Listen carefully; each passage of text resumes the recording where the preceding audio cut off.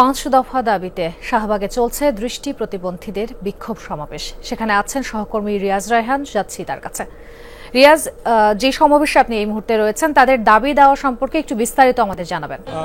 তারা আসলে মূলত গত 5 দিন ধরে, অর্থাৎ আজকে 6ষ্ঠ দিনের মতো আন্দোলন করছে।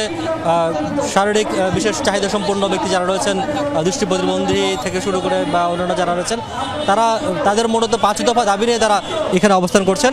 সেই অবস্থানের প্রেক্ষিতে যেহেতু কোনো ধরনের সুরা হয়নি, সুতরাং সেই 5 দফা দাবিতে তারা আজকে প্রধান উপদেষ্টার বাসভবন যমুনার অভিমুখে তারা রওনা হয়েছিলেন এবং সেখানে প্রতিমধ্যে তাদেরকে শাহবাগ থানার সামনে আটকে দেওয়া হয়েছে, পুলিশ ব্যারিকেড দিয়ে আটকে দিয়েছে। এবং তারা যেটি বলছেন, মূলত তাদের 5টি দাবির মধ্যে অন্যতম হচ্ছে তাদের বয়সসীমা 32 থেকে 35 করতে হবে এবং চাকরির ক্ষেত্রে মূলত তাদের যে সুবর্ণ নাগরিকত্ব যেটি রয়েছে সেটি তারা বাতিল করতে চান। পাশাপাশি শ্রুতিলেখন যে নীতিমালা সেটি তারা বাতিল চান।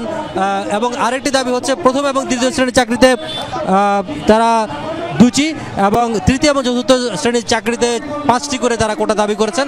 এবং তারা বলছেন যে এই যে দাবিগুলো রয়েছে সেই দাবিগুলো যদি মানা না হয় তাহলে ততক্ষণ পর্যন্ত তারা এই শাহবাগ চত্বরে অবস্থান করবেন।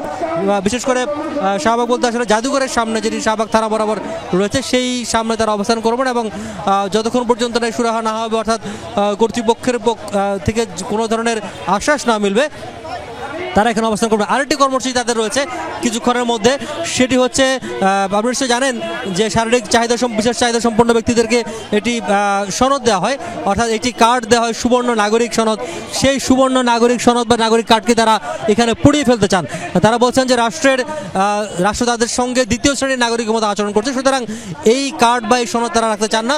তারা রাষ্ট্রের অন্যান্য সাধারণ নাগরিক যারা রয়েছেন তাদের মতো তারা বাঁচতে চান এবং তাদের যে জীবনধারণ সেটি তারা করতে চান। মূলত গ্র্যাজুয়েট যারা রয়েছেন সেই গ্র্যাজুয়েট সম্পূর্ণ ব্যক্তিদেরকে তারা এইসব চাকরির ক্ষেত্রে নিয়োগ চান এবং যতক্ষণ পর্যন্ত সাধারণ নীতিমালা বা তাদের জন্য যেসব বরাদ্দ রয়েছে সেগুলো তারা পূরণ না করা পর্যন্ত তাদের এই রাজপথে থাকার যে কর্মসূচি সেটি তারা চালিয়ে যাবেন বলে জানিয়েছেন।